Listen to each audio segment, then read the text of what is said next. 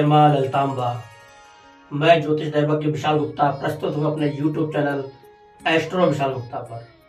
आज हम बात करने जा रहे हैं करवा चौथ व्रत के संपूर्ण विधान के ऊपर कि आज के युग में करवा चौथ जैसे पावन पर्व को, पावन त्योहार को कुछ व्यवसायीकरण के कारण, कुछ सोशल मीडिया के कारण क्या से क्या रूप देते चले आ रहे हैं। हम सब इसको जानना पड़ेगा, इसको समझना पड़ेगा कि हमारी प्राचीन और वैदिक परंपराएं कहीं इस फैशन के दौर में विलुप्त ना हो जाए और पर्वों के नाम पर बचे केवल दिखावा, ढकोसलापन, मनमानी रीत रिवाज। तो क्या है वास्तविक विधान, क्या है करवा चौथ व्रत? आइए जानते हैं इसके विषय में महत्वपूर्ण जानकारियां। किस प्रकार से करवा चौथ का व्रत करने से माताओं बहनों को उनके जीवन साथी की लंबी आयु का आशीर्वाद मिलेगा, किस तरह के उनके जीवन से समस्याओं का अंत होगा इस व्रत के द्वारा। तो सबसे पहले नंबर इसका पौराणिक महत्व समझते हैं कि हम क्यों मनाते हैं, कहां से आया यह करवा चौथ का व्रत। तो इसकी कथा पुराणों में मिलती है कि सर्वप्रथम जब देवासुर संग्राम चल रहा था, दानवों के द्वारा देवताओं को काफी पीड़ाएं प्राप्त हो रही थी, काफी त्रास दिया जा रहा था और लगभग दानवों की सेना के आगे देवताओं की पराजय ऐसी ही प्रतीत होने लगी। तब देवता लोग भागते भागते गए ब्रह्मदेव के पास और ब्रह्मदेव से बोले, हे ब्रह्मदेव, हम ऐसा क्या उपाय करें, किस देवी अथवा देवता की शरण में जाएं कि हार हमारी होती हुई विजय में परिवर्तित हो जाए। जो आज देवताओं के ऊपर संकट पड़ा है, ये संकट दूर हो जाए। तब देवताओं के विनय को सुनकर ब्रह्मा जी ने उनको उपचार बताया। यदि कार्तिक मास की कृष्ण पक्ष की चतुर्थी तिथि को माता गौरी का व्रत, शिव जी की पूजा, पार्वती की पूजा, गणेश और कार्तिकेय की पूजा के साथ किया जाएगा, चंद्र दर्शन के साथ उस व्रत का पारण किया जाएगा, तो आपकी यह हार जीत में सुनिश्चित हो जाएगी। लेकिन इसको आप लोग नहीं कर सकते, क्योंकि इसको करने का कार्य आपकी अर्धांगिनियों को अर्थात देव पत्नियों को है, देवियों को है, माताओं बहनों को है। यदि वो अपने जीवन साथी के लिए मां पार्वती से आशीर्वाद लेंगी तो वह ढाल बनकर के अपने जीवन साथी के प्राणों की रक्षा के लिए, उनके जीवन में आए हुए संकट को दूर करने के लिए अवश्य सहायक बनेंगी। तब ब्रह्मा जी के कहने पर सभी देव नारियों ने, सभी देव पत्नियों ने, सभी देवताओं की अर्धांगिनियों ने यह व्रत प्रारंभ किया और उसके बाद में उस देवासुर संग्राम में देवताओं की अंततः विजय हुई। विजय होने के बाद जब देवतागण विजयी होकर के वापस आए, तब जो खुशियां मनाई गई, जो दीपक जलाए गए, वह कार्तिक पूर्णिमा अर्थात देव दिवाली के रूप में संपन्न हुआ। और यह जिस दिन यह व्रत प्रारंभ हुआ, जिस दिन इस व्रत का पारण किया गया, उस तिथि को कृष्ण पक्ष की कार्तिक मास की चतुर्थी तिथि कहा गया। अब इसका नाम रखा गया करवा चौथ। वैसे इसका एक नाम और भी है, कर्क चतुर्थी।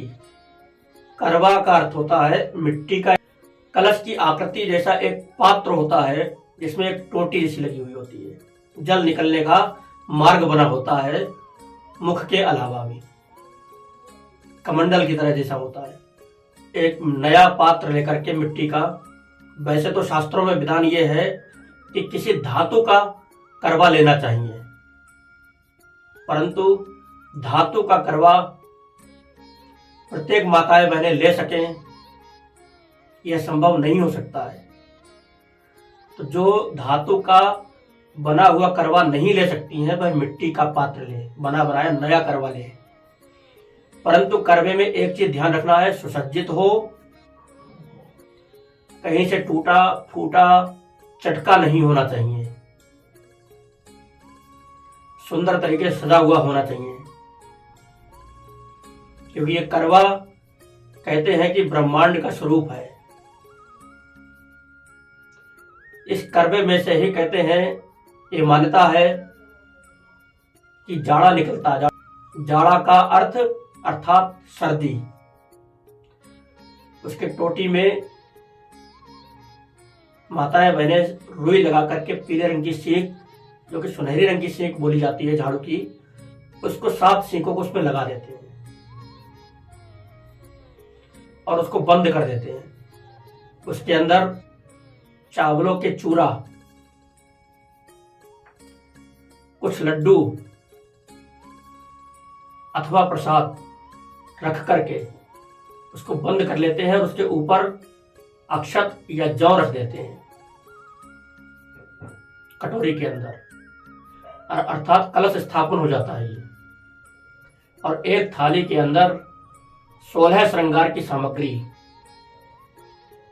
और पूजन की सामग्री में दूध, दही, गंगा जल, सफेद चंदन, सफेद फूल, अक्षत, धूप एवं दीप रख करके थाली को सजा लेते हैं। यह थाली पीतल की, कांसे की अथवा फूल जिसको कहते हैं जस्ते की होनी चाहिए। स्टील पूजा में मान्य नहीं होता है। जो व्यक्ति समर्थवान है, सक्षम है, वह सोने अथवा चांदी की भी थालियों का प्रयोग करते हैं। जो पुराने जमाने के राजे महाराजे थे, उनके यहाँ स्वर्ण की थालियां, चांदी की थालियों में पूजन पात्र बनाते थे। पर धातु कोई भी हो सकती है, शुद्ध होनी चाहिए।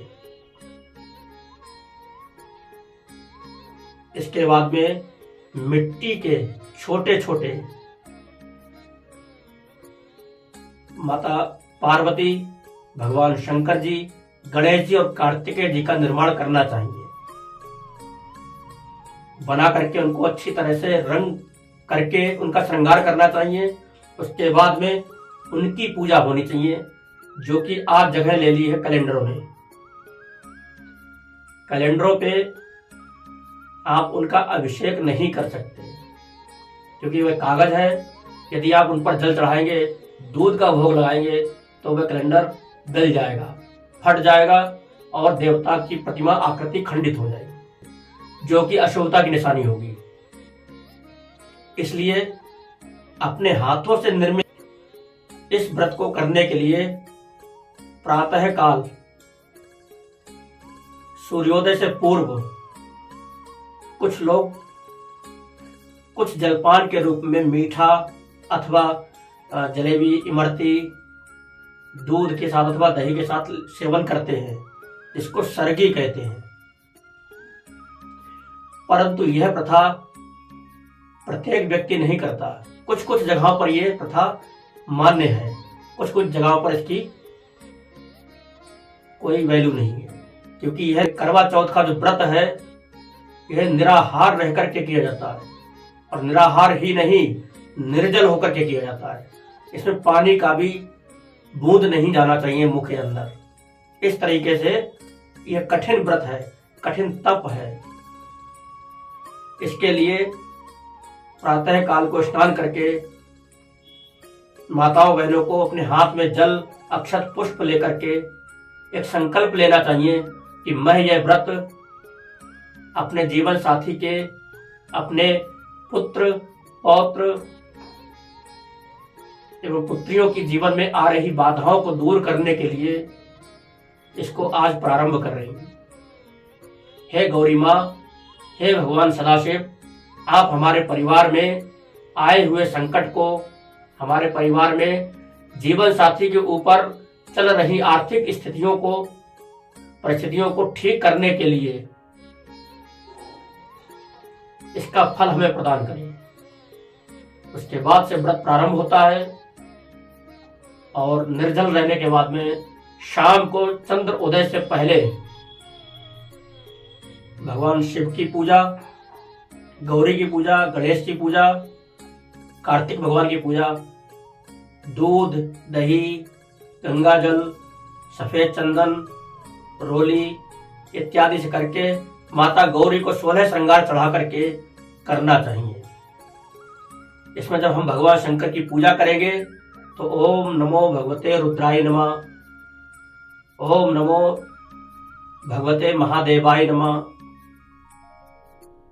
गौरी माँ के लिए ओम गौरियै नमः, ओम उमाय नमः, ओम पार्वती नमः बोल सकते हैं।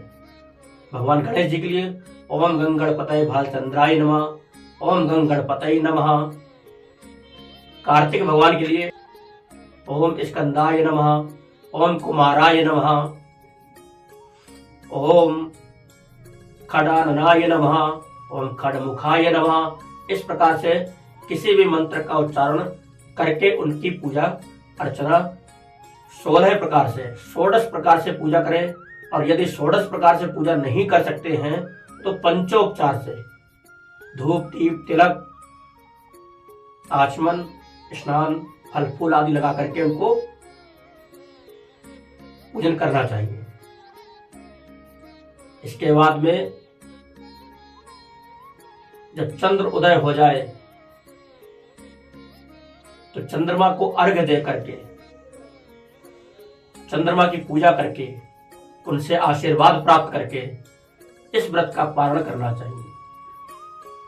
तब इस व्रत को खोलना चाहिए। और जो सामग्री है पूजन की, भाई अपने से पूज्य, अपने से श्रेष्ठ कोई, यदि हमारी माता बहनों की उनकी सास हैं, उनकी जेठानी है या कोई बड़ी भाभी वगैरह लगती हैं तो उनको प्रदान कर सकती है। इस प्रकार से इस पूजन को करना चाहिए। इसके लिए माताओं बहनों को चाहिए कि वह 16 प्रकार के श्रृंगारों को स्वयं भी धारण करें, क्योंकि सनातन धर्म के अंदर, वैदिक धर्म के अंदर माताओं बहनों को महालक्ष्मी का स्वरूप माना गया है। और महालक्ष्मी हमेशा संपन्नता की प्रतिमूर्ति है, ऐश्वर्यता की मूर्ति है। इसलिए हमें कभी भी किसी भी पूजन में यूं ही किसी भी वेशभूषा में नहीं बैठ जाना चाहिए। हमेशा लाल रंग के परिधानों में 16 श्रृंगार करके माता बहनों को आभूषण आदि ग्रहण करके ही बैठना चाहिए। आशा करता हूं आप सब समझ गए होंगे, जान गए होंगे कि क्या है इस व्रत का महत्व। बाकी तो करवा चौथ के व्रत की कथाएं और भी प्रचलित हैं कि एक बार द्रौपदी ने भगवान कृष्ण से पूछा, जब अर्जुन जी गए हुए थे अज्ञातवास में तब करने के लिए, तब उनके ऊपर कोई संकट न आए, इसके लिए द्रौपदी ने भी इस करवा चौथ का व्रत किया भगवान श्री कृष्ण के कहने पर। एक कथा और मिलती है, वीरवती नाम की एक महिला ने इस व्रत को किया। इस प्रकार से कई आख्यान, कई कथाएं मिलती हैं इस प्रकार से, जिनमें उन्होंने अपने जीवन साथी के प्राणों की रक्षा हेतु देवताओं से वरदान प्राप्त किए। जैसे सावित्री ने यमराज से अपने जीवन साथी के प्राणों को छुड़ा करके पुनः जीवन दान प्रदान कराया। इसी प्रकार से इस व्रत का भी बहुत बड़ा महत्व है। तो हम सब इसके वैदिक महत्व को न खोने दें इसकी प्राचीनता को ना समाप्त होने दें। यह जिम्मेदारी भी हम सबकी ही है। इसलिए आधुनिकता और प्राचीनता दोनों साथ साथ रहे, हमारा पूजन क्रम ना छूटे और हम फैशन चाहे कितना भी कर लें। धन्यवाद। जय मां ललितांबा।